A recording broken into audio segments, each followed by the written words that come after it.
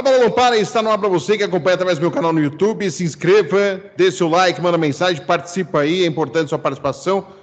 Eu não sou o Fausto Silva, que gostava de falar pro pessoal, é o sócio dos Perdidos à Noite. Eu posso falar que Guilherme Mendes é o sócio do A Bola Não Para. Aqui mais uma vez... Quero receber parte dessa audiência, hein, Fred? Vou mandar Ai, meu Deus. Guilherme Mendes é nosso convidado aqui do A Bola Não Para, porque temos assuntos importantes a tratar. Assessor da presidência do Palmeiras, né? Eu vi lá no site do Palmeiras, teve atualização dos nomes, tá lá o nome do Guilherme, tá confirmado, assessor da presidência, mais uma gestão aí com assessor da presidência. Eu fico olhando tudo, Guilherme. O pessoal acha que eu olho todos os nomes ali. Teve algumas mudanças, né?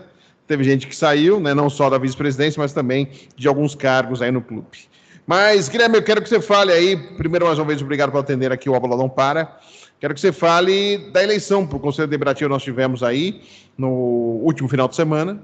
Nós tivemos no último sábado, dia 15, onde 85 vagas, 40 para a chapa da Leila Pereira, coordenada pelo Buozzi e pelo Gagliotti, 18 da chapa do Pescarmona, e 27 da chapa da oposição, onde estava o seu pai. Seu pai foi eleito. O cara Guilherme. Então, olha aqui, pra vocês verem, gente, olha que coisa sui generis é o Palmeiras. Guilherme Mendes, assessor da presidência, o pai na chapa da oposição foi eleito. Outro pai, Domingos de Sei, né, que é responsável pelo Tribunal de Contas do município. Ele sai na chapa da oposição, mas você vai lá olhar lá a diretoria, tá lá como membro da diretoria do Palmeiras também. Então, parece que tudo acaba em pizza. Não é assim, né, na prática, mas na teoria parece que é assim. E aí, Guilherme, quero que você fale um pouquinho dessas eleições, como que você achou essa votação? Claro, a situação com muita tranquilidade aí fez, né, 58 cadeiras, né, o restante foi aí da oposição. Queria que você falasse a respeito para a situação, a avaliação da eleição. Um abraço para você. Fred, primeiro, mais uma vez agradecer a oportunidade de conversar com você, conversar com os torcedores e, sobretudo, os associados do Palmeiras, que eu sei que são muito frequentes no teu canal, acompanha muito os bastidores, tudo que acontece lá no clube, e você é um dos poucos setoristas que cobre com pormenores o dia a dia do clube, e acho que isso é muito importante. A eleição transcorreu de uma forma mais tranquila possível, foi um dia bonito, tinha expectativa de temporal e tudo mais, todo mundo ficou muito preocupado. Quanto ao número de participantes, acho que foi mais ou menos aquilo que se esperava, 4.100 e pouco, eu não tenho aqui o número exato, mas... 4.137. Então, perfeito, você já me corrige, normalmente era isso, não é? 4.200, 4.000, era o que se esperava. O resultado também acho que era o esperado, não é? A chapa palestra tinha ali muitos candidatos, já conselheiros candidatos à reeleição, o que se espera que sejam pessoas que já têm uma votação consolidada, né? A sua imensa maioria conseguiu ser reconduzido para mais um mandato. E o ponto, a novidade, se pode assim dizer, e eu fiquei muito feliz, foi o crescimento do número de candidatos quando você analisa a série histórica antecessora da chapa da UVB, que normalmente ficava entre 13, 14, 15, e se não me engano agora nessa elegeu 18, né, como você colocou, muito em razão da quantidade expressiva de votos que o nosso companheiro conselheiro José Roberto Lamáquia trouxe para a chapa, 176, salvo engano. E isso significa não só ele fazer dentro do quociente eleitoral a sua cadeira, como também outras 3, não é? Então, no caso, outras 2, porque o quociente girou em torno de 50 votos. Então, ele fez 2 cadeiras e meia, vamos assim dizer, fora dele. Então, talvez isso explique o crescimento da composição da UVB e em relação à chapa Todos Palmeiras, antiga Palmeiras Forte, não é? Que é a chapa onde estão concentrados a maioria dos candidatos da oposição, também acho que o resultado foi esperado. Eu conversei com algumas pessoas que coordenaram a chapa, eles ficaram muito felizes, sobretudo pelo aumento no número de votos em relação à eleição presidencial, não é? Quando, na época, o candidato da oposição, Savério, fez 800 e poucos votos, né? Acho que menos de 900, e agora a oposição nessa chapa fazendo 1.300 e poucos votos. Você tem o número exato aí, Fred? Eu não tenho aqui, mas eu sei que é mais ou menos isso, né? É por aí, também não tenho esse número geral aí.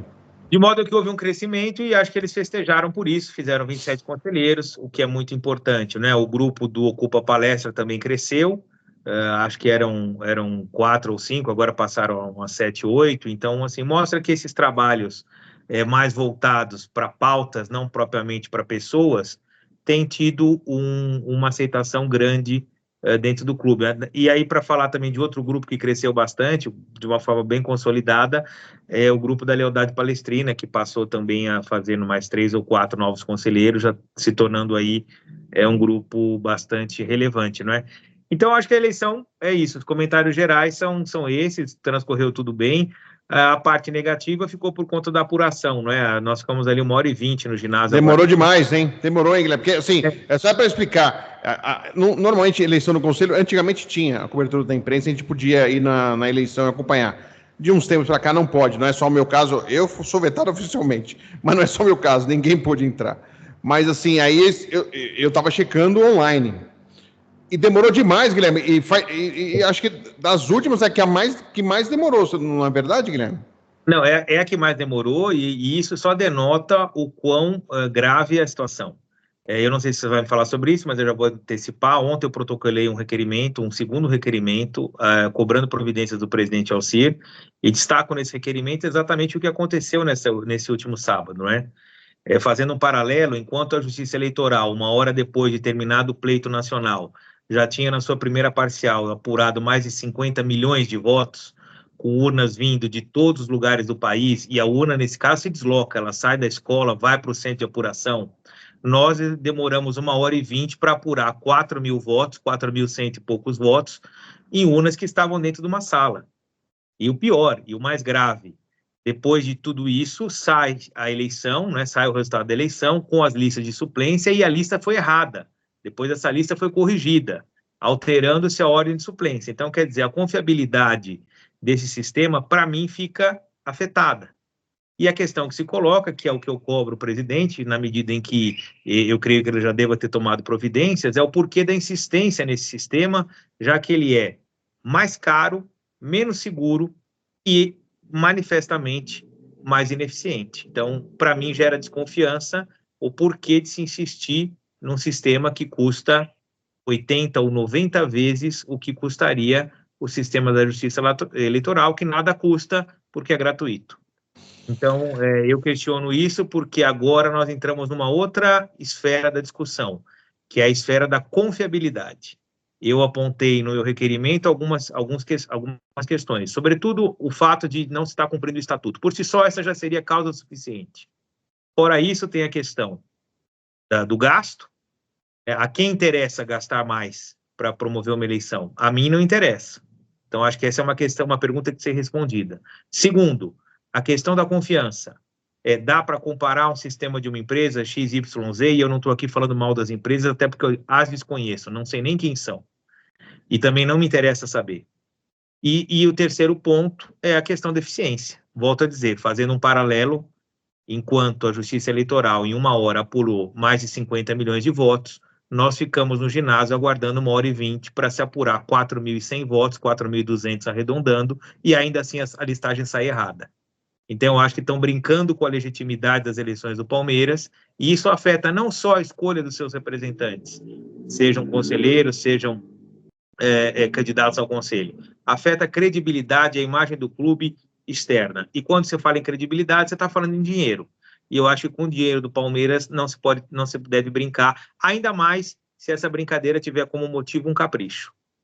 Aliás, assim, aquele que se tornou suplente, ficou por um voto para ser conselheiro e virou suplente, ele pode questionar também, não pode, Guilherme, no sentido, será que é confiável, será que eu não tive... Porque eu sei o que acontece na eleição, só para quem está acompanhando a gente, o conselheiro que é candidato à reeleição ou saindo para a primeira eleição como conselheiro, ele vai no sócio, ele vai lá conversar. Tem muito cara que fica tranquilo.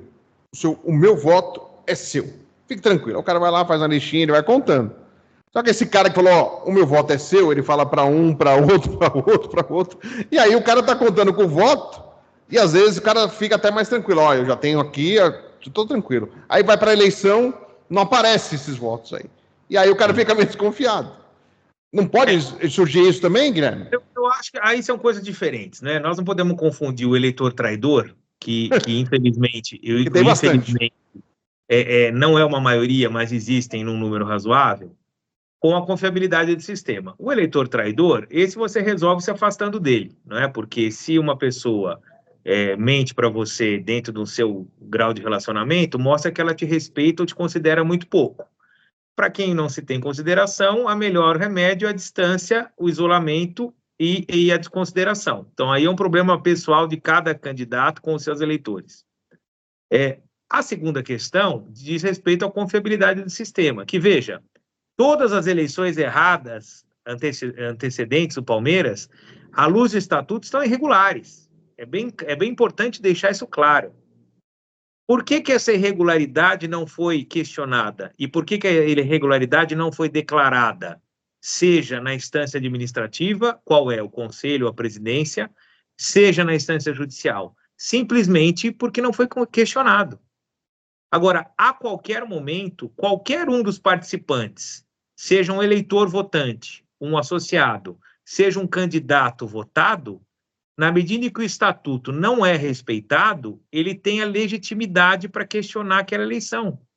Porque o nosso estatuto, volto a dizer, isso não é papo de Caxias, não é papo de gente chata. O estatuto é o que nos une, o estatuto é a constituição do clube. O estatuto é expresso no seu artigo 74 e diz que é possível um meio de utilização, a utilização de meios eletrônicos de votação consagrados pela Justiça Eleitoral. Não há como se fugir dessa expressão, não há como se descartar essa restrição. Então, o fato de, até hoje, não ter havido nenhum questionamento nas eleições, sejam eleições internas do Conselho ou eleições de Assembleia Geral, que envolvem sócios muito maiores, não quer dizer que elas estão de acordo com o Estatuto. Só quer dizer que, até agora, ninguém questionou. Espero que continue assim, mas também essa situação pode mudar a qualquer momento.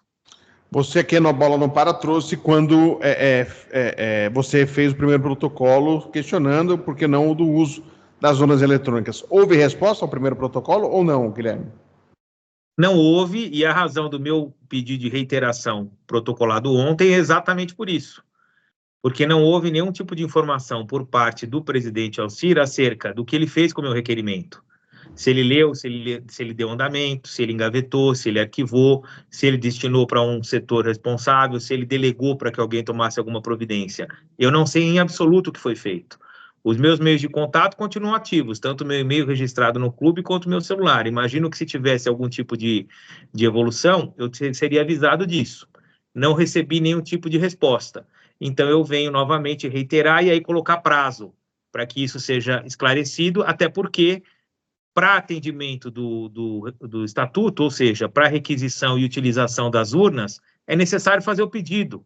A Justiça Eleitoral não vai vir à porta do Palmeiras oferecer as urnas. Ela precisa saber que o Palmeiras se interessa e quer utilizá-las. Isso até então agora não foi feito. E para mim, em particular, o que mais me incomoda é o fato de você apresentar um requerimento. Veja, eu não estou pedindo favor. Nós não estamos falando aqui de amigos, nós estamos falando entre um conselheiro que se dirige ao presidente do conselho. Existe uma relação de congraçamento, existe uma relação de respeito, mas, sobretudo, somos pares, não há hierarquia dentro do conselho. Não há hierarquia dentro do conselho, isso é importante que se diga. Então, um pedido de um conselheiro de informações, seja ele para falar de urnas eletrônicas, seja ele para falar de qualquer assunto, no meu entender, não pode ser ignorado, não pode ser solenemente engavetado e fingir que não existiu. Isso, antes de um problema jurídico, é, sobretudo, um desrespeito.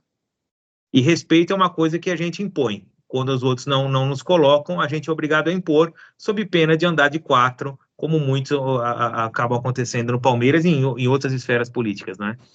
E você não teve uma conversa tete a tete com o Alcir, com o presidente, até para falar do assunto? Então, tive uma conversa, ele me chamou para conversar lá, eu havia pedido um horário com ele, e ele falou, vem tomar um café comigo, nós ficamos juntos durante quase 2 horas, falamos de tudo, mas não entramos nesse assunto, até porque eu esperava que, de fato, esse fosse o assunto do encontro, não tratamos disso. O Alcir é uma figura muito agradável, é um amigo querido, mas eu sei de separar as coisas, não é? Como você bem falou, já houve um tempo no Palmeiras em que tudo acabava em pizza, e eu tenho saudades desse tempo, até porque as pessoas podem divergir, podem pensar de forma diferente, mas elas têm que ter um respeito pelo par. E ainda que não tenha o respeito pelo par, hierarquicamente falando, entre conselheiros ou entre conselheiros associados, pelo ser humano. Eu, particularmente, gosto muito do Alcir como pessoa. Acho uma pessoa da mais alta reputação, um amigo querido. Mas eu não posso separar ou misturar o meu carinho com ele com a função dele de presidente e nem ele separar o carinho dele comigo com a minha função de conselheiro. Veja, o conselheiro, ele não tem um cargo pro forma, ele representa o associado. Ele não está ali falando na voz dele, ele está falando na voz daqueles que o votaram, naqueles que nele votaram, naqueles que o elegeram. Então, quando você não responde, ignora um conselheiro, você está ignorando um grupo de associados. É muito importante que isso fique claro. E lembrando que o associado é o poder maior do clube, a Assembleia Geral, ou seja, o conjunto de associados é o poder máximo do clube, acima da presidente, acima do presidente do COF, acima do presidente do CD, acima dos conselheiros, ou seja, o associado é a instância superior, máxima, e é a razão de ser do clube. Então, quando se ignora um conselheiro, você está ignorando um representante. Você está dizendo ao associado, eu não dou a mínima para você. E isso não pode ser dessa forma. Não pode ser dessa forma. A oposição reclamou muito desta postura do Alcir nas eleições, Guilherme. Exatamente de eles pedirem protocolo, reclamar, pedir informações, explicações, e também foram ignorados. Eu acompanhei. De fato, me solidarizei em alguns aspectos. Você, quando me questionou aqui a respeito de ingressos, a respeito de transparência nas eleições, a respeito de comissão eleitoral, você sabe que eu nunca fugi de pergunta, sempre respondi e disse que, embora membro da diretoria e uma pessoa que confia piamente na gestão da presidente, eu tinha N ressalvas em relação à postura adotada com aqueles que se diziam da oposição, ou daqueles rotulados pela oposição. E esse é o meu entender da seguinte forma, a única diferença é que dessa vez eu senti na pele o que eles já sentiram lá atrás. E de verdade posso te falar que não gostei nem um pouco. Só que eu não sei se eles não quiseram levar a cabo, eu só posso dizer que comigo não vai ficar barato. Se eles quiseram deixar isso para lá, aí é uma decisão deles. Respeito é uma coisa que eu tenho com todos e exijo que tenham comigo. E assim vai ser feito. Você pode, isso aqui está gravado, vai ao ar, isso não é ameaça, não é nada disso. Agora, nós temos o estatuto e ele tem que ser cumprido. E dentre as determinações que o estatuto impõe ao presidente do CD está conduzir os trabalhos do conselho. Um conselheiro que encaminha um pedido ao presidente, ele está exercendo a sua função estatutária e essa tem que ser respeitada. Veja lá, só deixando uma parte. Eu não estou dizendo que o meu pedido tem que ser deferido. Eu não estou dizendo que o conselheiro... Só respondido, pelo menos. Respondido, pelo menos. Exatamente. É só isso. É só isso.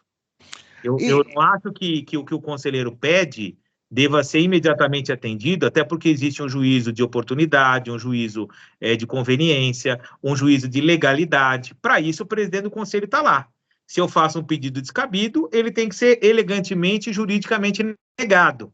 Agora, você apresentar um pedido e a pessoa sequer te responder, isso mostra mais do que uma negativa, mostra um desrespeito. E respeito é algo, como eu te falei, e volto a afirmar, que a gente exige, a gente não espera. E só para a gente ter uma ideia, Guilherme, quando que seria utilizado novamente as urnas eletrônicas? Porque a gente vai ter eleição para presidente do Conselho Deliberativo, eleição para o COF. Quando que seria utilizado as urnas, caso respondam de maneira positiva a volta das urnas eletrônicas? Só lembrando, eu gosto de ressaltar, porque eu estive lá sozinho. O Palmeiras já foi o primeiro clube do Brasil a utilizar-se as urnas eletrônicas. Eu estava lá quando o Zé Mônica foi ao TRE, na Kombi do Palmeiras, eu estava lá sozinho, fiz uma exclusiva com o presidente. Então, eu sei disso, o Palmeiras foi pioneiro, né? Foi um clube de vanguarda em relação às urnas eletrônicas. E, Fred, eu vou te falar um negócio, está no requerimento, mas para você que está assistindo, basta colocar no Google, é público. Flamengo, Fluminense, Vitória, Grêmio, Atlético Paranaense. Isso eu estou falando só de eleições havidas no segundo semestre de 24. Está na internet, basta colocar aí. Urnas eletrônicas Flamengo, urnas eletrônicas Fluminense, urnas eletrônicas Grêmio. É público. Globoesporte.com, os sites dos tribunais regionais eleitorais, todos eles dizendo, emprestamos, foram utilizadas. Acho que até cheguei a falar numa outra oportunidade, na eleição do Flamengo, até o Ministério Público foi chamado para acompanhar. Então, quer dizer, os clubes têm interesse em ter transparência, legitimidade. Por que nós estamos negando isso? Por que não? Essa é a pergunta. A quem interessa isso? A quem interessa isso? Então... Guilherme, eu vou até te cortar, Guilherme, rapidinho. Sabe por quê? Eu fiz a matéria, quem deu a notícia foi o nosso palestra, mas eu aprofundei a notícia. Não tem nada a ver com a urna eletrônica, mas me assustou um pouco sobre a cobertura da quadra de pádel do Abel Ferreira, porque contrataram uma empresa que o proprietário tinha dois CNPJs, e os dois CNPJs, o cara está selecionado na justiça, porque ele pega o dinheiro, ele recebe o dinheiro, uma página para ser feito o serviço, e não faz o serviço. E aí foi uma doação do Pedro Boésio, que é sobrinho do ex-piloto Raul Boésio. O Pedro Boésio também corre, é amigo do Abel, fez a doação também e tal. Aí eu não sou do imposto de renda, da Receita, para saber se vai ser declarado doação, não vai ser. Esse não é o problema. O problema que me assustou foi contratar uma empresa onde um simples buscar no Google, como você citou, do CNPJ ou do CPF do proprietário, você viria que já estava cheio de processo. Exatamente por não entregar o serviço. E o Palmeiras vai lá, contrata e toma o chapéu, no sentido que, claro, quem tomou o chapéu foi o Pedro Boésio, mas no sentido que o Palmeiras colocou o nome dele, porque o Pedro Boésio deposita na conta do Palmeiras, o Palmeiras vai lá e contrata. Aí eu fico pensando, será que outras coisas no Palmeiras são feitas dessa maneira? A contratação, um simples checar que qualquer um de nós pode fazer com as nossas coisas particulares e não fazer em nome do Palmeiras? Guilherme, eu fico... Porque assim, por que não ir para a urna do TRS, você está falando, e é verdade, mais barata, é a oficial, é a recomendada, né? Tem tudo positivo, não tem nada de negativo. E ainda que fosse tudo ao contrário, é a única que o Estatuto permite. Sim, está no Estatuto. Essas questões que eu estou falando, elas são secundárias. A questão central é o que o Estatuto exige. O Estatuto exige isso. Se isso fosse mais caro, mais difícil, mais oneroso, nós teríamos que atender de toda maneira. Agora, nesse caso em particular, é mais simples, mais barato e mais confiável. Ou seja, é um ganha-ganha, não é um ganha-perde. E aí só me leva a crer que há algum tipo de interesse que eu desconheço, eu não sei se é um interesse financeiro, eu não sei se é um interesse político, em fazer com que o Estatuto não seja respeitado. E nós precisamos descobrir por que isso está acontecendo. Esse caso que você está falando é de uma compra. Eu não vou ser leviano aqui e falar como é que é o processo de compras, de contratações, porque eu desconheço. Me disseram que é bastante criterioso. O setor de compras do Palmeiras me disseram que é muito criterioso. O que me disseram que não tem esse mesmo critério, e ainda vou colocar no condicional. Então, o que me disseram que não teria esse mesmo critério seria o departamento de futebol. Aliás, eu estou com mais uma outra informação, eu vou trazer aqui no Bola Não Para também, que corrobora com isso que aconteceu do pádel. Então, assim, isso me assusta, porque a gente não está falando da venda da esquina, com todo respeito, não está falando com a vendinha da esquina que tenta comprar a sua coisinha, sobreviver. A gente está falando do Palmeiras, pô, não é? E é para uma coisa feita na academia de futebol, que fica aos olhos de todos ali, né? Então... De verdade, eu não sei, posso até tentar procurar informações, não é? Eu acho que o COF deveria agir nesse caso, né, já que foi trazido a público pela imprensa. Acho que tem que ser uma contratação olhada, então, a partir de agora com lupa, não é? De fato, eu não sei te dizer e não vou cometer aqui nenhuma leviandade de falar sobre esse processo que eu desconheço. Creio só que ele tem que ser apurado como qualquer outro, né? Na medida em que a gente tem notícia de algo que não vai bem, o clube tem os seus mecanismos internos de apuração e tenho certeza que eles vão funcionar. Você pode ter certeza disso. Tá. Então, o Guilherme Mendes fez aí esse protocolo, está esperando uma resposta para saber sobre o uso das zonas eletrônicas. Só não me disse quando o Guilherme usaria as zonas eletrônicas, a próxima, se for aprovado. Já para eleição de presidente e vice-presidente do Conselho Deliberativo. Que será agora em março. 10 de março, já está marcada. 10 de março. Bem como na eleição para o Conselho de Orientação Fiscal. São as duas próximas, né, que exigem o voto secreto. Outras deliberações, amanhã, aprovação de alteração estatutária, ou qualquer outra coisa que o presidente do CD vá conduzir, aí podem ser votações abertas, não há necessidade de uso de nenhum sistema de voto sigiloso, né? Então, por exemplo, já dia 10 de março, agora temos eleição, então, a presidência e vice. Teremos Guilherme Mendes como candidato à presidência, Guilherme? Fred, já me fizeram essa pergunta, não na imprensa. Você sabe que eu sou uma das pessoas que mais fala aqui com você da situação. Acho que eu não sou a única, porque acho que o nosso companheiro Quevedo já falou uma vez. Aliás, eu vou até aproveitar. Todos que falaram comigo da oposição foram eleitos ou reeleitos. A Júlia foi eleita, o Pedro Horta reeleito, o Miro reeleito, o Guilherme de Tabela, o pai foi eleito. Então, a bola não para, é pé quente. Pode vir falar comigo, situação e oposição, que você vai ter sucesso, viu, Guilherme? Tá bom, não, eu independentemente de ser situação, oposição, ou então de ser eleito ou não eleito, eu falaria, porque, vou te falar, eu não tenho nenhum problema em conversar, até porque respeito muito o trabalho da imprensa e, sobretudo, a imprensa séria, na qual eu te incluo. Em relação à questão da eleição, uma candidatura, a não ser que você tenha um padrinho, e eu não tenho padrinho, a minha vida nunca foi de dever favor e nem pedir nada para ninguém. As coisas que eu consegui na minha vida foram com as minhas qualidades e o meu trabalho. Uma candidatura é fruto de um trabalho coletivo. Você tem que conversar com as pessoas, você tem que sentir se elas gostam de você, se elas gostam das suas ideias, se não há ninguém mais qualificado que você para exercer aquela função que você pleiteia. Nos casos em que você tem um dedaço, que é aquela figura que lá no México se usava, né? Vai ser você. E assim no Palmeiras acontece em algumas situações em que não há nenhum tipo de crivo, nenhum tipo de avaliação, simplesmente vai lá e se vota, porque se pediu para votar e o escolhido é fruto da indicação de alguém, o que não é em absoluto o meu caso, as candidaturas têm que ser construídas. Então, não é fugindo da sua questão. Eu tenho conversado com várias pessoas, fui bem aceito, acho que por a imensa maioria delas, mas eu coloquei como uma questão de que deve haver uma unidade, não é, em prol de determinadas ideias. Eu sou uma pessoa nova, tenho 43 anos, em comparação a outros que já postularam esse cargo, que é um dos cargos mais relevantes do clube, eu sou muito novo, eu tenho 10, 12, 15 anos de diferença. Então, de modo que eu não tenho pressa. E, além disso, eu não tenho apego a cargo. Eu não tenho por que ter apego a cargo. Então, tem gente que eu quero ser isso, eu quero ser aquilo. O Guilherme é o Guilherme, independente do que ele for. É óbvio que ser presidente do Palmeiras, ser presidente do Conselho do Palmeiras, ser cofista, é um título que engrandece. Engrandece a minha trajetória, engrandece a minha vida, mas não me define. Tem gente que não é nada e passa a ser alguma coisa a partir do momento que ocupa algum cargo importante. Saiu daquele cargo, volta a ser o nada que era. Então, eu procuro construir a minha trajetória de uma forma diferente. Então, no momento, eu não posso dizer que sou candidato. O que eu posso te dizer é que conversei com muitas pessoas, colocando meu nome e pedindo apoios. Caso eu faça isso, o que você acha? Caso eu defenda aquilo, o que você acha? E a receptividade tem sido boa.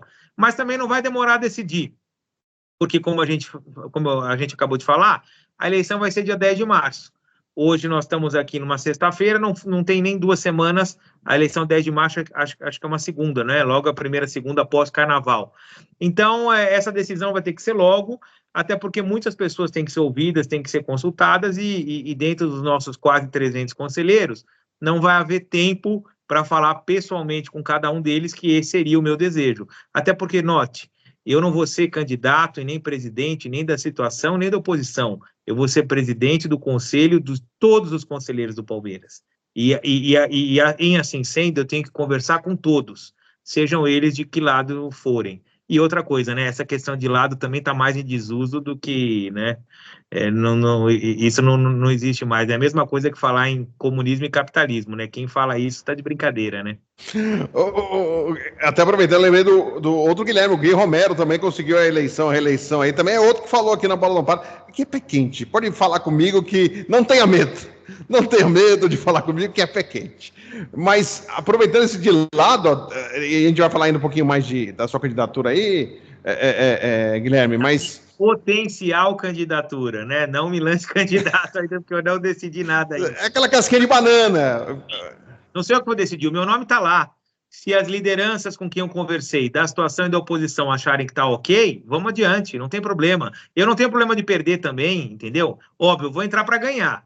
Mas se eu entrar e perder também, não muda nada. O importante é que as ideias fiquem. Tem outros nomes sendo falados. Se tiver 3 candidaturas, você não lança a sua. Ou é você contra o Alcir, porque o Alcir será o candidato à reeleição, ele e o Maurício Camargo. Ou você sai contra essa chapa, né, para enfrentar essa chapa, você não teria uma terceira via, você não toparia. A depender de quem seja essa terceira via, se eu entender que é uma pessoa com mais legitimidade, mais capacidade, mais condição de conduzir o conselho do que o Alcir e do que eu abro mão da candidatura.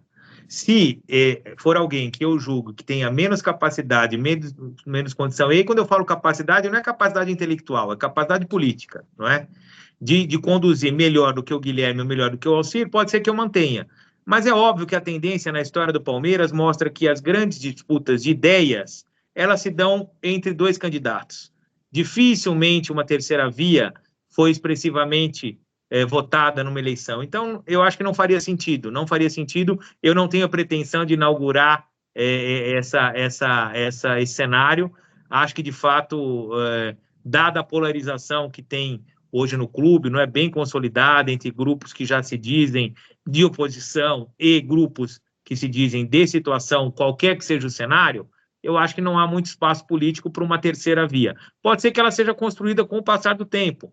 Provavelmente nós teremos mudanças políticas em muito breve no clube, mas nesse momento não é o que acontece, não é? Já eu vou falar dessa mudança, porque tem algo embrionário ainda, eu falo, mas está surgindo que eu fiquei sabendo. Mas me disseram que o Guilherme Pereira estaria interessado também. Guilherme contra Guilherme, fica o quê? Junto os 2 ou fica só um? Não, eu acho que o Guilherme Pereira é um grande nome, não é? Perante o grupo de oposição, eu acho que ele tem até muito mais legitimidade para representar esse grupo do que eu, não é? De modo que se ele quiser pleitear essa vaga de candidato à presidência, eu não sei se é a vice-presidência, eu não sei, de fato não conversei com ele, tá? Sim. De verdade não conversei com ele ainda. Eu ouvi essa relação, eu ouvi também. Acho que ele tem mais legitimidade para representar esse grupo de pessoas do que eu. Então, volto a te falar, Fred, eu não sou apegado a cargo. Eu não nasci quando entrei no Palmeiras e também não vou morrer quando sair do Palmeiras. Então, eu estou ali para colaborar. Se eu conseguir trazer alguma coisa que agregue a representação das pessoas, que as ideias agreguem o clube, eu participo. Do contrário, eu sigo o meu mandato, tenho aí 2 anos de mandato para colaborar, vou continuar apoiando a gestão, como sempre apoiei, vou continuar apoiando tudo aquilo que for importante para o clube. Não há problema algum nisso, tá? De verdade, eu não sou aquela pessoa que, não, eu quero ficar de novo, não preciso disso, de verdade, não. E, aliás, também acho isso. Reeleição é uma outra coisa que tem que ser discutida, porque reeleição está condicionada à entrega. Se você não entrega, você quer ficar lá para quê? Não é? É que nem aquela história, não fez no primeiro encontro, não vai fazer no segundo. Não adianta, entende? Então não tem por que postergar determinadas coisas que a gente já sabe que não deram certo. De modo que acho que todo mundo tem o direito de postular os seus espaços, desde que a postulação seja legítima. Se for só por base do capricho, da indicação ou da vaidade, aí a pessoa está pensando mais nela do que no Palmeiras. Então, aí ela tem que ir para o divã do psicólogo, não para a urna eleitoral para se candidatar a nada no clube, não é? Bom, aí então tá essa parte, vamos aguardar. Então já tem 2 movimentações, o protocolo aí do Guilherme e a possibilidade de ser candidato ou não aí à presidência do Conselho Deliberativo.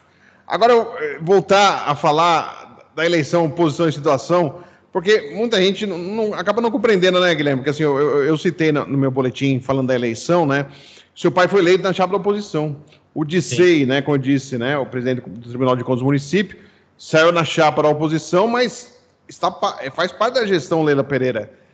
Como que é essa salada toda, hein, Guilherme? Para quem está assistindo a gente, fala, pô, os caras ficam brigando, situação em oposição, mas na hora da eleição até saem juntos? Fred, aí entra as questões pessoais, não é? Então, para responder muito um pouco no particular do meu pai. Meu pai é associado do clube desde que tem 6 meses de idade. E ele nunca se predispôs a participar da política do clube por questões profissionais e também por ser muito avesso a essa questão política, que é o entendimento de que todo mundo, o senso comum tem, não é? Isso é uma sujeira, as pessoas não pensam no clube, cada um está ali para ter vantagem, eu sou palmeirense, eu não quero saber disso e tudo mais. E essa foi a tônica dele durante a vida toda. Quando foi agora, no final do ano passado, ele se aposentou, fechou o escritório, advogado e tudo mais, e aí ficou naquela fase, final de 24, não, de 23. Ficou naquela fase assim, pô, o que eu faço da minha vida? Que acho que muitas pessoas que se aposentam, que trabalham muito, passam por isso. E meu pai, por acaso, é vizinho do clube, é uma pessoa que tem um carinho, bom, não preciso nem falar, pelo Palmeiras. E eu fiquei na cabeça dele, eu falei, pai, você tem tempo, você tem mais muito tempo do que eu agora, entra para o clube, se candidata, seria importante você participar, você até me ajudaria a estar mais presente no clube, coisa que, de fato, muitas das pessoas que hoje são conselheiros não tem aquela frequência numa terça-feira, 3 horas da tarde, não é? Que só tem 2 tipos de pessoa que frequenta aquilo, ou aposentado ou vagabundo. Como eu não me enquadro em nenhum dos 2 grupos, eu não posso estar lá numa terça-feira às 3 horas da tarde, ou então numa quarta-feira às 4h30 da tarde. Só quem está com a vida definida e ganha ou perdida é que pode fazer isso. E aí eu falei para ele, eu falei, olha, então, vá lá, pô, você tem a contribuir, uma pessoa jovem, né, dentro do que hoje é o espectro aí da terceira idade. Falei, e aí ele falou, ok. Só que ele fez um adendo muito particular, ele tinha uma amizade já de tempo com o presidente Mustafa, e ele falou, olha, eu só sairia, muito embora ele apoie a presidente Leila, gosta muito da gestão, até brincam lá que ele torce mais para a Crefisa do que para o Palmeiras, porque ele vibrava com, não, a Crefisa está nos ajudando, não sei o quê, e ele fala isso para todo mundo, ele tem essa questão pessoal, e ele falou, olha, eu só sairia se fosse na chapa com o Mustafa. E aí eles conversaram, fizeram um almoço, um primeiro, acho que num segundo depois eu fui, inclusive foi até no meu restaurante, e aí eles conversaram, falaram, não, tá bom, vou sair, e aí ele assinou a ficha e saiu. Então, assim, ele até me perguntou, pô, isso não vai trazer problema para você? Eu falei, problema nenhum. Eu falei, você tem o seu CPF, eu tenho o meu, você vai ter a sua história política no Palmeiras, eu vou ter a minha. É óbvio que eu vou ser cobrado, e já fui. Muita gente falou, por exemplo, teve uma pizza lá de situação na pizzaria do Luco, onde eu sempre frequentei, que eu não fui convidado. Embora eu não fosse candidato. Mas eu não fui convidado, e depois foi dito por isso, com a transparência que ele tem, e isso eu respeito demais o nosso vice-presidente Buozzi. Ele falou, olha, achamos melhor não te convidar porque o seu pai saiu candidato na oposição. Eu falei, entendo plenamente. E assim, nós temos uma relação muito direta, muito franca, sabe? Então ele me disse com essa sinceridade e eu perguntei também com a mesma sinceridade. De modo que, Fred, as pessoas vão decidir de acordo com as suas convicções e o que elas acharem que é melhor para o Palmeiras. Só um idiota vota contra aquilo que ele acredita ou vota contra o clube, não é? Então, se a presidente Leila acertar, como vem acertando em 90% das suas decisões, pode ter certeza que ela vai ter o meu voto e o voto do meu pai, independentemente da chapa que ele se elegeu. E da mesma maneira, se ela errar, eu tenho certeza absoluta que ela vai ter a desaprovação de pessoas que se elegeram pela Todos Palmeiras e pessoas que se elegeram pela palestra. Porque o bom senso, a justiça, elas não estão num número, e muito menos numa lista. Elas estão na consciência de cada um. E eu falo isso com muita tranquilidade, sabe por quê? Outro dia eu fiz uma publicação no Instagram e o pessoal choveu de comentários. Se eu não me engano, eu acho que era a chapa palestra de 2015, alguma coisa assim. E aí lá, primeiro lugar de voto, Paulo Bozzi, 51 votos, se eu não me engano. O terceiro ou quarto, Maurício Gagliotti. Só que aí eu fui lendo essa lista. Sabe quem estava lá? Silvio Mucay, Guilherme Pereira, vários pertencentes à gestão do presidente Paulo, que hoje não falam sequer com quem é da situação.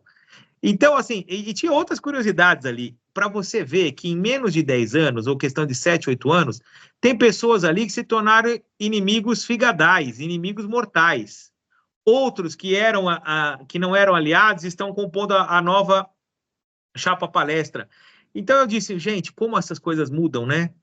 E acho que o que tem que ficar apenas é a união em prol do Palmeiras. Em que chapa você está, se você está alinhado ao pensamento A ou B, isso pouco importa. O importante é, nesse momento, o que é melhor para o clube? É esse caminho A? É esse caminho B? Eu vou seguir e vou apoiar. Agora, se isso é uma iniciativa da Palmeiras, da palestra, se isso é uma iniciativa da Palmeiras forte, isso eu acho que tudo é bobagem.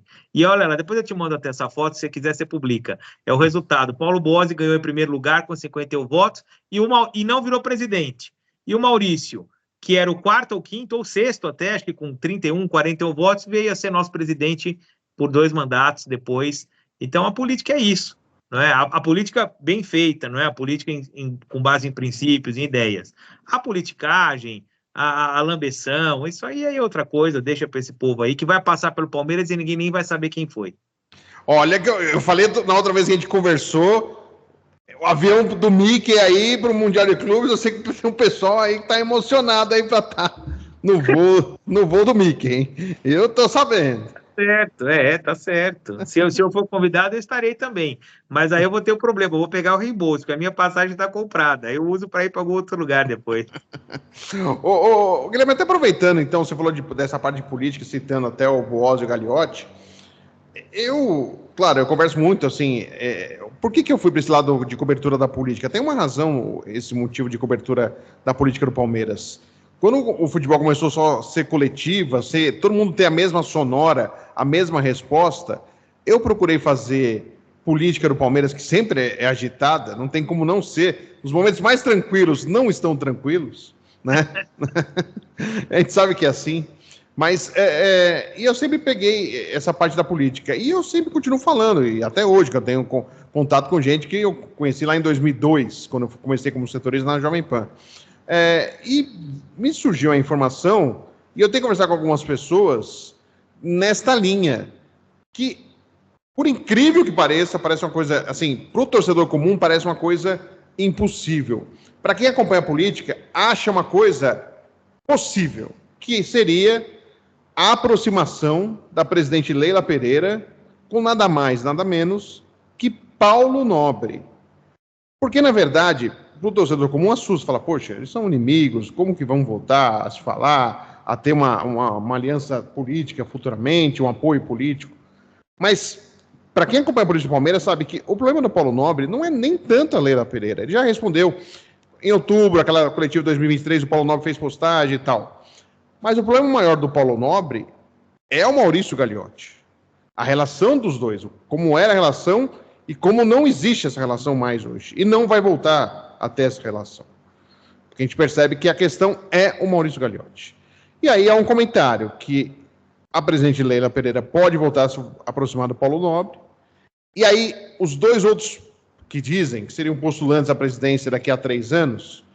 Tanto o Gagliotti como o Paulo Boaz ficariam a ver navios, porque aí a Leila Pereira poderia indicar o que ela pretende, que dizem que pode ser o Everaldo, ou o outro vice-presidente do Palmeiras que está aí, o Fábio, que também poderia ser um candidato, e teria o apoio aí, um ressurgimento do Paulo Nobre, ou seja, ela teria um respaldo do torcedor que tem um carinho pelo Paulo Nobre. Na parte política que tem aí, muita gente fala que faz falta aí a presença do Paulo Nobre, apesar de não ser um cara que foi muito do social, de conviver no clube, ele não foi ex-presidente, ele não fez isso como conselheiro e como presidente, ele não era um cara de frequentar o clube como outros fazem, né?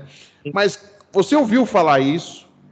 Se ouviu, você acha uma coisa plausível acontecer ou é uma coisa, nesse momento, difícil de se falar por tudo que já aconteceu envolvendo Leila e Paulo Nobre? Porque houve um discurso lá no Sporting Bet, ela citando Paulo Nobre, algo muito surpreendente, e tinham pessoas ligadas ao Paulo Nobre que foram convidados ao evento da Sporting Bet. Então, pareceu ser um primeiro passo dado, Guilherme. Sim. Fred, eu te pergunto uma coisa, você se surpreende mais com amigos que se afastam ou com inimigos que se aproximam? Inimigos se aproximam, eu acho que é mais surpreendente, né? Não. Amigos que se afastam, né? É mais fácil se aproximar, né? Do que inimigo. Porque inimigo é inimigo sempre, né? Para mim, são dois comportamentos humanos que são absolutamente inexplicáveis, mas que muitas vezes um determinado motivo faz com que a gente tome atitudes que são, aos olhos de muitos, impensadas, não é? Então, às vezes você vê pessoas, como era o caso do presidente Paulo Nobre e do Maurício Gagliotti, amigos de frequentar a casa, andar junto. Maurício Gagliotti, Roberto Silva, me parece que é a mesma coisa. Eu não sou de frequentar a casa dessas pessoas, então eu falo outro, Paulo Nobre e Saver Orlandi, eram amigos de época de juventude, não eram nem, né, fora Palmeiras, e hoje também... Então, para mim, por exemplo, isso é mais surpreendente do que, eventualmente, pessoas que não são inimigas, mas são adversários políticos, não é? Porque inimigo é uma palavra pesada, não é? Uma pessoa que tem um inimigo é uma pessoa, sobretudo, muito infeliz, não é? Porque ela ela despende uma energia para lidar com aquela pessoa que ela poderia usar para o bem, e ela acaba tendo que usar para o mal para se proteger. Então, ter inimigos é algo muito ruim na vida. Eu, pelo menos, fui criado dessa forma. Se você não puder que todos sejam seus amigos, pelo menos não colecione inimigos. Isso é o meu pensamento. Mas, para mim, respondendo a pergunta que eu te fiz, eu fico mais surpreso com amigos que se distanciam do que com inimigos que se aproximam. Por quê? Porque os inimigos, eles podem, e aí tem aquela outra alcunha popular, que o inimigo do meu inimigo é meu amigo, não é verdade? Eles podem, num determinado momento, estar juntos por uma conveniência, seja ela política, seja ela econômica. Isso acontece entre países, né? Um país que não gosta do outro, mas se junta numa guerra para combater um inimigo comum. Nós vimos isso na Segunda Guerra Mundial, nós vimos isso na Primeira Guerra Mundial, nós vimos isso agora em conflitos, não é? No Oriente Médio. Então, não são propriamente amigos, muitas vezes são inimigos, mas que, por determinado momento, tem que estar juntos para combater um inimigo maior. Não acho que seja o caso de inimizades entre a presidente e o ex-presidente Paulo Nobre. Parabenizo e acho que o gesto que ela fez é importantíssimo, porque ela faz uma justiça histórica a alguém que foi muito relevante ao clube. Esse processo de modernização do Palmeiras começa lá com o presidente Beluso, quando se coloca a pedra fundamental da Arena, e depois passa pelo Paulo Nobre, a reestruturação financeira, e depois a continuidade com Maurício Gagliotti, até chegarmos no dia de hoje. Todos eles são fundamentais, da mesma maneira que o Tironi foi, da mesma maneira que o Della Mônica foi. É o que eu falo, o Palmeiras é o somatório de acertos e erros de todos os que nos comandaram. E todo mundo acertou e errou. É importante se dizer isso. Verdade. Então, se a presidente reconhece essa importância histórica do presidente Paulo, ela vai no caminho certo. Se eles vão estar juntos politicamente numa futura eleição, se o presidente Paulo vai frequentar a casa dela, se eles vão viajar juntos, ora no avião de um, ora no avião de outro, eu não sei. E também pouco importa. É importante que, para o Palmeiras, eles estejam juntos. Por quê? Porque são figuras extremamente importantes na história recente do clube. Seria muito importante que Maurício Gagliotti estivesse junto. Seria muito importante que Oswaldo Pastore estivesse junto. Seria muito importante que Osório Furlan estivesse junto. Seria muito importante que, para outro que está fora, Rubens Omete estivesse junto. Por quê? O Palmeiras precisa de grandes nomes no seu comando. Não propriamente sentados na cadeira de presidente, mas compondo um grupo nos levando adiante. Veja, os nossos inimigos, nossos adversários, não estão dentro dos muros do Palmeiras, estão fora. É a eles que nós temos que vencer. Então, esse tipo de divisão, não falo com Mustafa, não falo com Tironi, não falo com Paulo Nobre, não falo com Pastore, não falo com Leila, isso tudo é péssimo para o clube. É péssimo. É óbvio que nenhum deles vai pensar igual ao outro. Se nós juntarmos duas crianças, elas vão divergir em, provavelmente, 90% dos temas, que dirá pessoas que têm patrimônio, que têm história, que têm vaidade. Agora, elas têm que ter a grandeza de deixar tudo isso de lado em razão de algo muito maior, que é o Palmeiras. Então, o Palmeiras vai passar e vai permanecer por todas essas pessoas. Elas vão ser um capítulo pequeno, muito pequeno, de uma história que hoje é centenária, vai ser bicentenária, tricentenária e por aí vai. Então, se a presidente, de fato, fez esse gesto, e eu vi pessoas, de fato, ligadas ao presidente Paulo, convidadas para o evento, eu a parabenizo e acho que ela está correta. E gostaria que ela aprofundasse esse momento e esse gesto de aproximação, não só ao presidente Paulo, mas também a outros grupos políticos com os quais ela interrompeu o diálogo. Volto a dizer, eu não acho que a presidente tenha que chamar para a casa dela pessoas com quem ela não simpatiza e ela não gosta. Mas ela tem que reconhecer o que cada um ali tem de melhor e colocar essa qualidade em função e em razão do clube. Se ela conseguir fazer isso e tirar o que cada um tem de melhor dentro do Conselho Deliberativo e dentro do quadro de associados, que é muito vasto, Fred, em razão das eleições agora, eu fui lá um dia, porque uma tarde lendo o caderno de votação, você não tem ideia da riqueza que tem dentro do quadro associativo do Palmeiras. Tem desembargadores, tem advogados de renome, isso para falar só da esfera jurídica, médicos de renome, jornalistas de monte, Então, quer dizer, todo esse patrimônio material, financeiro, intelectual, está relegado a um segundo plano. Por quê? Por vaidade, por descuido, por incompetência. Nós temos que trazer essas pessoas para perto. Nós temos que trazer e ajudar. Ajudar não só a gestão, não só a presidente, ajudar o Palmeiras. Então, esse é um trabalho que, se partiu dela essa aproximação, ela tem que receber os nossos parabéns. Eu espero que o presidente Paulo coloque as diferenças, se um dia eles tiveram, de lado, não é? E caminhe para um entendimento como um apoiador. Agora, se vai ser um apoiador político, se vai ser um apoiador para a próxima eleição, isso eu não sei dizer, não imagino o que vai acontecer. Eu não gosto de trabalhar com futurologia. Eu gosto de dizer que hoje eu acho que ele, de fato, é muito importante e a presença dele seria muito bem-vinda no clube. Me entristeceu quando ele largou o conselho, quando ele deixou de frequentar um clube. Uma pessoa que tem a experiência, a vivência e as relações, sobretudo, que ele tem, deveria estar, no mínimo, 1, 2 vezes por semana, convivendo aqui no clube e colocando a sua agenda à disposição da presidente. Vamos aguardar os próximos passos para a gente perceber aí se foi só um movimento de gentileza, né? Um movimento de gentileza de uma apresentação de patrocínio, ou se é algo que vai ser agora uma sequência, né, de movimentação em relação a isso. Vamos ver, vamos aguardar. Já vi muita coisa no Palmeiras, inimigos, né? Os inimigos virarem amigos, amigos virarem inimigos, situação em oposição.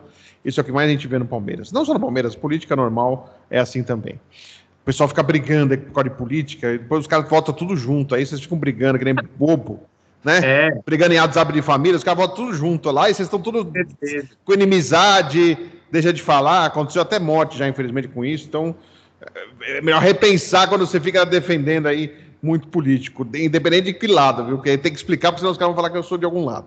Ô, Guilherme, e aproveitando também, só para o pessoal entender também, e é uma pergunta curiosa, o Lamáquia, ele foi da chapa do Pescarmona, você falou, né? A votação dele ajudou a alavancar aí a chapa da UVB.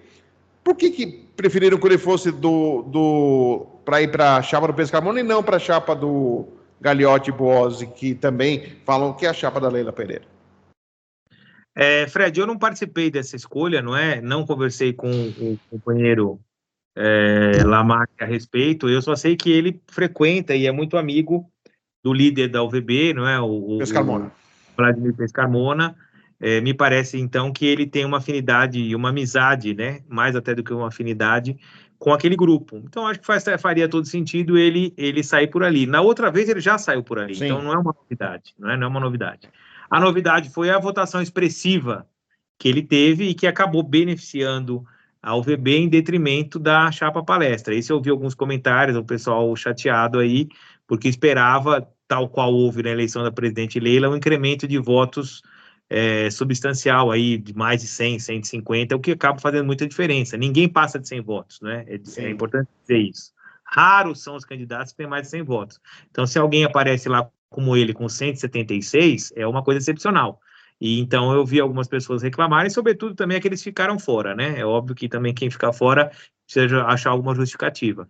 Mas, como a UVB vem sendo de sempre uma parceira da gestão, acho que ali está tudo em casa, os conselheiros que foram eleitos lá vão continuar ajudando a gestão e não vai haver grande prejuízo, né? Agora, o porquê da escolha dele, eu imagino que seja pelo fato dele ter, de fato, essa amizade aí, essa parceria com o Vladimir Pescarmona, né? Aí você falou há pouco do pastor, eu lembrei também, estavam comentando que tinham 3 pastores na eleição, e que pode ser que tenha gente que tenha se confundido, ao invés de votar em um, votou em outro. Bem votado, né, que não era o senador pastor, e também foi muito bem votado. 50 votos, hein? Pode acontecer, né? Hoje em dia tem gente que erra, né? Vai só no nome, não olha a foto, não olha o número direitinho. Vai só no sobrenome, né? Não vai no nome. Né? Ô, Guilherme, aproveitando, você, quando a gente conversou lá atrás, você foi o primeiro a alertar, dia 7 de setembro de 2024, a entrevista Globo.com, onde já sai a notícia sobre o Celso Bellini sendo acusado de assédio sexual, inclusive com a afirmação assediador. antes mesmo de abertura de sindicância, antes mesmo dele ter sido notificado que ele estava suspenso 90 dias.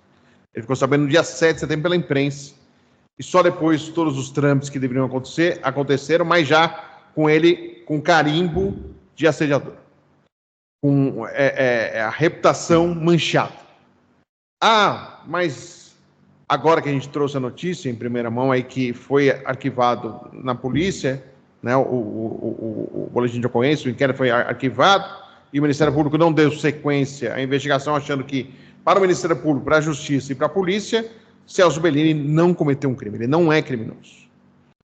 E você dizia que era muito perigoso o que aconteceu, tudo que ocorreu, e agora se espera na esfera judicial a possibilidade do Celso Bellini e a família tomarem as medidas que devem tomar em virtude desse posicionamento. Ainda há sindicância, que a informação que eu tenho, que vai puni-lo, mesmo com a polícia, mesmo com a justiça, falando que... Oi? Por que é que você está falando isso? Eu tenho uma informação que vão puni-lo. As condutas, Guilherme, é de quem procura pelo em ovo. Acabou o depoimento, isso é uma apuração minha. Acabou o depoimento do Celso Bellini, começam a falar no clube, tinha acabado de terminar. Começam a falar no clube que ele ficou quieto no inquérito, na sindicância, não respondeu nenhuma pergunta. Não é verdade. Ele respondeu a perguntas, e aí foram falar. Uma pessoa, membro da comissão de sindicância, conselheira do clube, sentada a uma mesa, os advogados do Celso Bellini, estavam no Palmeiras, o Palmeiras acredito que trata tudo bem, inclusive suas visitas, foram comer uma pizza, pelo horário que foi a sindicância do Bellini, foram comer uma pizza lá. E aí, nesta mesa onde estava esta conselheira, membro da sindicância, que deveria ser neutra, pessoas que estavam na mesa, filmando e constrangendo os advogados. Eu vi isso no seu boletim. Então, sim, e só para poder... E outro detalhe, sobre o boletim de ocorrência que foi arquivado pela polícia. Foi arquivado, que passaram pelo clube. Foi arquivado porque o pai da menina que fez a acusação não prestou depoimento. Não é verdade. O pai prestou, os testemunhos apontados pelo pai também prestaram, e a polícia falou que não cometeu crime, não teve crime. Então, foram vários indícios, pedidos da defesa que não foram atendidos, vídeo não na íntegra, perderam na nuvem. Então, assim... Deixa eu só te falar uma coisa. Claro. O que eu disse em relação a esse caso está gravado. Né? Tá. Você falou aí a data, está gravado, é público. Tá. Eu fico feliz de que tenha acertado em 100% do que eu disse que ia acontecer. Não porque eu sou ninguém especial, nenhum Nostradamus, mas é porque eu tenho bom senso e li o estatuto e vi exatamente o que poderia e o que não poderia ser feito. E nesse caso específico, houve muitas injustiças com o companheiro Celso. Eu, à época, também fiz questão de deixar muito claro que eu não tinha elementos para dizer se ele era ou não culpado, se ele havia ou não feito a conduta que ele vinha sendo acusado. Até a conduta foi errada, Guilherme, porque, na verdade, ele seria importunação sexual e não assédio sexual. Então, aí tem esses pormenores também e tal. E eu acho que, óbvio, o tempo mostrou, tem aquela frase famosa que o tempo é o senhor da razão, não é? Não adianta querer levar na força, querer gritar, querer falar, não adianta. A verdade, ela sempre se impõe. Na verdade, a justiça sempre se impõe. De modo que, de fato, ele vai ter, com certeza, a oportunidade de ser reparado pelos equívocos, para dizer o mínimo, que cometeram com ele, não é? Agora, eu também não quero aqui antecipar uma manifestação da comissão de sindicância, muito embora o que você vem falando é grave, não é? É muito grave, até porque, diante dessa desmoralização pública em relação ao que aconteceu, como você bem falou, a polícia não levou adiante, o Ministério Público não levou adiante, o Conselho Deliberativo certamente também não vai levar adiante. Porque, deixando claro, o que vai acontecer? Esse relatório que vai apurar a conduta e vai propor uma pena, ele vai ter que ser votado pelo pleno do Conselho para que essa pena seja levada a cabo, não é? E nesse momento, se houver qualquer tipo de equívoco, qualquer tipo de manipulação, qualquer tipo de direcionamento, da mesma forma que isso já aconteceu em diversas vezes, em outros casos, muito menos graves e muito menos traumáticos do que esse, o Conselho, dentro da sua soberania e da sua serenidade, corrigiu as injustiças. Então, tudo isso que você trouxe é muito importante e acho que o conselheiro Bellini tem que ficar muito tranquilo. Primeiro, confiando na comissão de sindicância. Eu não tenho elementos para dizer que as pessoas que dela participaram são desonestas e não vão fazer um trabalho bem feito. Eu acredito nas instituições. Acho que uma comissão não pode ser nomeada caso a caso. E essa é uma das propostas que eu defendo para o Conselho, sendo eu candidato ou não. Você deve ter comissões de sindicância previamente estabelecidas, normalmente 2, como câmaras no tribunal, 1 e 2. A depender do caso que chegar, vai para 1, a depender vai para 2, sempre alternativamente, de modo a que não se escolha os participantes, porque se você escolhe o seu julgador, você pode se beneficiar ou então alguém pode te prejudicar. Se o julgador tem um juízo natural, ou seja, ele recebe aquele caso independentemente da nomeação, a chance da justiça ser feita é muito maior. Então, eu espero que a comissão faça o papel dela isento, independente, sério, correto, justo, porque está se mexendo com a vida de uma pessoa, né? Aliás, mais de uma pessoa, de uma família. Sim. E depois o Conselho certamente vai se debruçar sobre o que for melhor para o clube, não é? Para o clube, em termos da preservação dos direitos do conselheiro e também da preservação dos direitos dos associados que foram eventualmente importunados, né? E para deixar bem claro, viu, Guilherme, assim, eu também gostaria e espero que a sindicância seja a mais fiel possível a todos os fatos, elementos, provas apresentadas, né? Que se leve em conta o que já disse a polícia e a justiça, eu espero. É o que eu tenho apurado e relatado, me dá desconfiança que não vai ser. Que vai ser algo para mostrar serviço, para dar justificativa ao que foi feito tudo lá atrás de forma errada, que a gente já falou, atropelada, que tudo foi, né? E o pior, né? A reputação da pessoa. O cara que ama estar no Palmeiras, a gente sabe do Bellini, frequenta, vai no clube, vai na missa, vai em tudo que tem, né? Então... Agora, Fred, se essa hipótese que você está aventando, sim, que eu volto a dizer, eu não acredito nela e acho que isso não vai acontecer. Tomara. Se ela de fato acontecer, vai ser trágico para o clube. Por quê? Porque, de acordo com o que você já me relatou, que já aconteceu, e eu vi a manifestação da advogada, vi todo o boletim que você fez a respeito desse assunto. Se o conselheiro resolver ser ressarcido desses danos, quem vai pagar é o Palmeiras, não é? Isso vai sair do CNPJ da Sociedade Esportiva Palmeiras, dinheiro do associado, o associado que paga lá os seus 200 e poucos, 300 reais, os jogadores que a gente vende, enfim, vai sair do nosso caixa. Então, aí a coisa fica muito mais séria, e aí é o que eu digo, faz parte do conselho, não é, ter essa serenidade de não maximizar erros cometidos. Eu não estou dizendo que os gestores não podem errar. Agora, uma coisa é erro, outra coisa é dolo, não é? Se é verdade isso que você está falando, que existe uma intenção, uma predisposição em prejudicá-lo, em julgá-lo, e isso vai ser desconstruído na justiça, quem vai pagar a conta desse capricho é o Palmeiras, é o associado. Então, eu não quero crer que nem a comissão, nem o conselho, se perceberem que, de fato, essa é a hipótese verdadeira, vão cair nessa esparrela. Eu acho que isso não vai acontecer. Tenho plena convicção de que as pessoas que estão ali na comissão são sérias, não são moleques ou não são meninas de recado, estão ali para fazer o trabalho que se espera de um conselheiro, não é? Fred, é importante resgatar a grandeza do conselho. O conselho não é um lugar de empregadinho. O conselho não é um lugar de menino de recado. O conselheiro está ali porque ele foi eleito. O conselheiro está ali porque ele é vitalício, porque ele tem uma história no clube. Então, é importante que essas pessoas honrem o título de conselheiro da Sociedade Esportiva Palmeiras. Isso não é pouco. Nós vimos nesse sábado agora o que tinha de gente se matando e se esforçando para conseguir uma vaga nesse conselho. Esse colegiado é muito nobre, é de uma instituição centenária. É preciso que as pessoas tenham responsabilidade para com o clube e, sobretudo, responsabilidade com a sua trajetória. Elas têm que honrar as calças que elas vestem. E eu espero, de verdade, que não só nesse caso, mas como em todos os outros, em que se requeira a seriedade, a isenção, a imparcialidade dos membros, os conselheiros consigam responder à altura da grandeza do Palmeiras e não à altura da pequenez dos seus interesses particulares. Isso é que eu acho que tem que ser a todo momento frisado.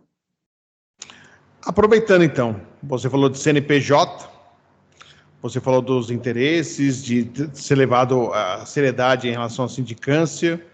Nesse mesmo boletim que você assistiu aí, Guilherme, eu trouxe uma notícia e que, ao contrário do que o Globo.com fez, e ao contrário do que a ESPN, e aí vem, a partir do Globo.com fez, colocando o nome do Celso Bellini já, lá no dia 7 de setembro, aí todo mundo replica o que foi dado, é natural acontecer, mas, por exemplo, na ESPN estava falando de banimento. Um dia depois da matéria do Globo.com já se falava em banimento do Celso Bellini. Cara, não tinha nem sido escutado, não tinha... Tudo errado, gente. A imprensa também errou. A gente não aprendeu. A gente tem um exemplo na faculdade, eu me formei em 2000, a gente falava da escola base. A gente não aprendeu com isso. Não, a gente não aprendeu. O caso paradigmático de como não se fazer jornalismo, né? E assim, o Globo.com não falou mais nada, não seguiu mais o assunto, e a ESPN não viu mais nada para falar que, para a polícia, para a justiça, o cara não é criminoso, não foi mais nada, não fez mais nada. Isso me preocupa muito, porque aí diz a minha profissão, e eu fico triste com a falta de apuração e de pessoas, repórteres, mulheres experientes, não são começando agora na profissão. Isso me preocupa bastante. Mas isso já falei no boletim, aproveito e ressalto agora, mas por quê? Eu trouxe uma outra informação, que existe um caso, com 2 processos na Justiça do Trabalho, de 2 ex-funcionários do Palmeiras, que foram demitidos na gestão Leila Pereira. Esses 2 funcionários foram à Justiça do Trabalho, pedir lá os seus direitos trabalhistas e fazem uma acusação gravíssima. À época era diretor lá do setor de piscinas, hoje membro do COF, conselheiro do clube, membro do COF, não vou falar o nome ainda. A pessoa, já entrei em contato com essa pessoa, já falei com ela que eu tenho as informações. Falei com os 2 envolvidos que processaram o Palmeiras sobre o processo. É um homem e uma mulher. Um processo já foi transitado e julgado. Me disseram que fizeram um acordo financeiro. O outro, essa pessoa que processou, já teve a primeira vitória, em primeira instância já teve uma vitória. E aí, por que eu estou falando desse assunto? Porque a acusação feita por esses 2 ex-funcionários a este conselheiro, membro do COF, que foi diretor, é muito mais grave do que foi aí acusado o Celso Bellini. É muito mais grave. E esse caso não virou sindicância no clube. Teria acontecido, vou colocar no condicional, teria acontecido na gestão Maurício Gagliotti. Só que esses 2 profissionais só foram demitidos na gestão Leila Pereira. Então aí eu fiz até a pergunta, ainda o Palmeiras não respondeu. Qual o motivo da demissão desses 2 funcionários? E por que esse caso não foi investigado, não virou sindicância? Então a minha pergunta aqui, qual é, Guilherme? Isso está sendo falado no clube. Eu sei, como que eu fiquei sabendo? Eu não fiquei... Não dormi, acordei, psicografei a história. No clube está sendo comentado isso. Queria que você falasse assim, Guilherme, há esse comentário, não tem, sobre esse caso? E as pessoas estão, algumas revoltadas. Por que no caso do Celso Bellini, a presidente foi à imprensa, fez uma afirmação, já condenaram o cara, falaram em banimento do cara, aí o cara foi para a sindicância. O cara está sendo provado aí que não foi criminoso. Já foi provado pela Justiça e pela Polícia. E esse caso, que já existe, transitado e julgado de uma pessoa, existe uma vitória em primeira instância para outra pessoa, ou seja, o Palmeiras perdeu uma decisão final e a outra já perdeu em primeira instância. Esse caso não foi para frente, Guilherme, porque é isso que me deixa preocupado, não sei, porque... E é engraçado que os 2 são da situação, os 2 frequentavam o camarote da Leila Pereira, esse que eu estou citando agora frequenta o camarote, né? O Celso Bellini frequentava também. É isso que eu não consigo entender, Guilherme. Eu fiquei meio, juro, fiquei questionando isso, porque para um foi acima até da lei e para outro como se tivesse me falaram que estavam escondendo o caso e que agora, assim, já estavam falando no clube porque houve uma condenação final. Existia até gente defendendo que financeiramente este seria um superior dos dois funcionários, era um diretor, ou seja, era superior desses dois funcionários, deveria arcar com as despesas, porque muito foi a derrota na ação na justiça pela acusação que foi feita. Fred, eu não sei em que momento esse fato ou a hipótese desse fato foi levado ao conhecimento do presidente Alcir e da presidente Leila. De modo que, se envolve um conselheiro, a responsabilidade pela abertura ou não do processo de sindicância cabe ao presidente do conselho, que segue aquele rito, não é? Até a suspensão do conselheiro também, né, Guilherme? E também a suspensão, não como foi no caso do Bellini, nesse caso também caberia ao conselho, não ao presidente, ao pleno do conselho. Então, eu não sei quando esses fatos foram levados ao conhecimento tanto da presidente Leila quanto do presidente Alcir. Pode ser que tenham sido fatos que ocorreram há 2, 3 anos, mas que eles só vieram a saber agora, recentemente, em razão desse processo, não é? E que talvez não tenham sido provados, muitas vezes se faz um acordo, mas se não se caracteriza a situação. Então, eu não posso te falar acerca dos detalhes do processo ou dos fatos. O que eu posso defender é que, para que não se cometam injustiças novamente, da mesma forma que se cometeram com o conselheiro Bellini, que seja apurado no rigor das normas estatutárias, não é? Quanto à questão de quem vai pagar o prejuízo, para isso o direito também tem uma solução, que é a figura do direito de regresso, não é? Então, o Palmeiras paga, porque o Palmeiras foi o demandado, o Palmeiras foi o condenado judicialmente, mas aquele que deu causa internamente a essa condenação arcará com as respectivas despesas, no caso, esse conselheiro que você estava falando.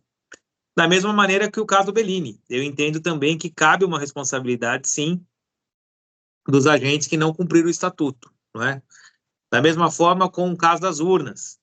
Se o estatuto não é respeitado de uma forma dolosa, ou seja, não tem justificativa para que não se cumpra o estatuto e a autoridade competente se nega simplesmente porque se nega, ela deve e pode ser responsabilizada por isso.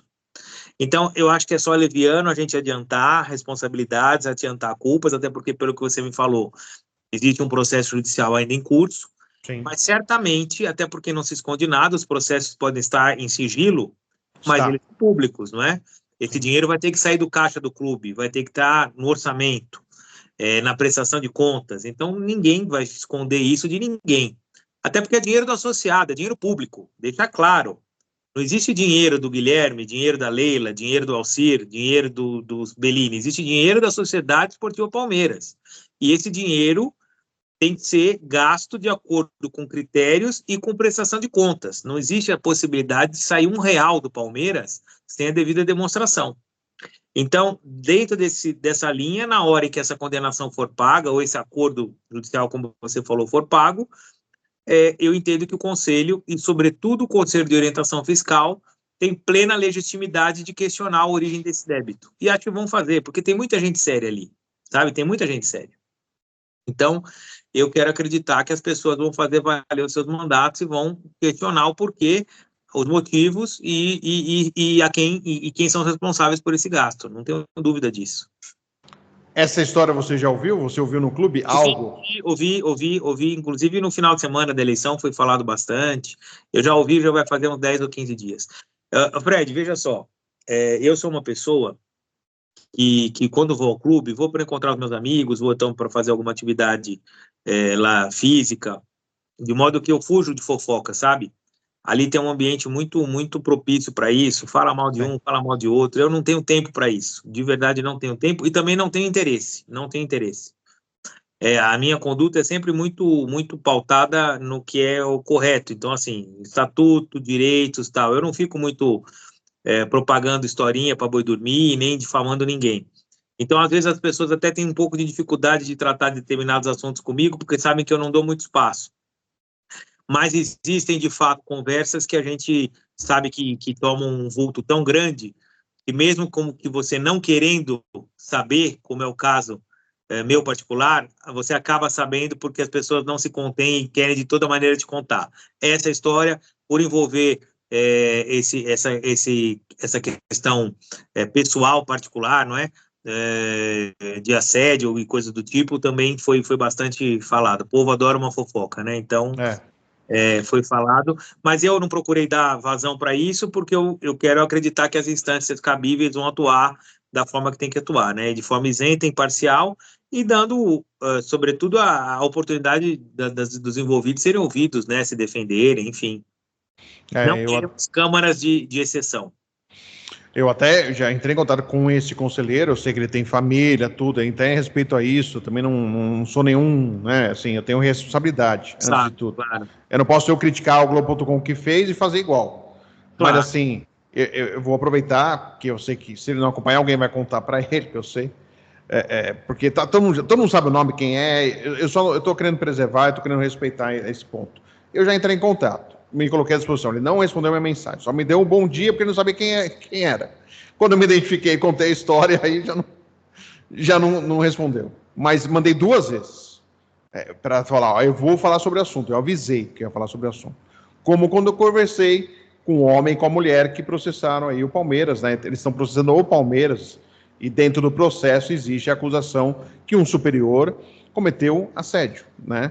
Contra um homem e contra uma mulher. Então é isso. A história é aí eu sei de todas as histórias que estão contando, de tudo que vão aumentando, e eu não sou responsável essa parte de contar nem, olha, falaram isso, não.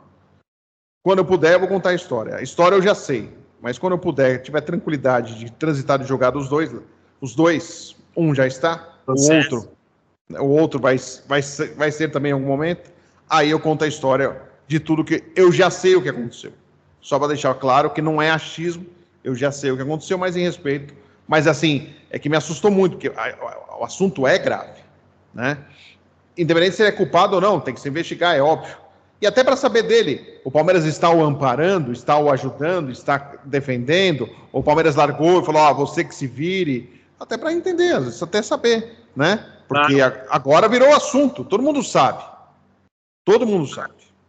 Então, é bom deixar claro isso aí, porque não é para caçar bruxas, mas é informação, né? Infelizmente, é um assunto e a gente tem que combater cada vez mais as histórias dos assédios que realmente acontecem, nós temos que combater, né? E se esse caso aconteceu mesmo, e aí cabe a quem está sendo acusado também provar que não ocorreu, ou pagar se cometeu, né? Aí cabe também a explicação quanto a ele também se explicar. Mas é esse o detalhe.